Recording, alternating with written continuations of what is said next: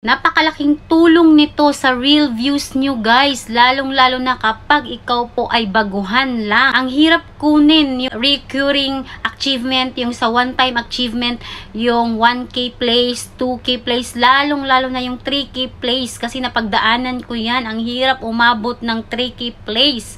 Pero itong pagre-remix ng video o ng reels ng ibang content creator ay napakalaking tulong po. Pag use audio, yan nakikita nyo siya guys, ang daming gumamit ng aking audio at nagre-remix po sila. Hindi ko ito alam noon, hindi ko nasubukang mag-remix noon. Ang hirap-hirap kong umabot ng 1K, lalong-lalo na yung 3K. Ang hirap ko po yung abutin. Chinek ko yung mga nag-remix or nag-use ng audio ko guys, tiningnan ko yung mga views nila at may nakita akong isa, napakaswerte ni Sir Ronnie. Tingnan nyo guys, umabot siya ng 8K views. Wala naman siyang kahirap-hirap. 8K views and counting. Nagpasyal lang naman siya guys. Naglakad-lakad lang siya sa school ng kanyang anak. Gamit lang naman niya ang boses ko while nag-shoot siya ng reels video niya. Kaya tips ko sa inyo, kapag nag-remix kayo or nag-use audio, lalo na tong use audio, gumawa din kayo ng action. Hindi lang yung nakatunganga lang kayo guys para mas panoorin po nila. Okay? Sana may natunan. Please share this video and follow mo ko for more tips.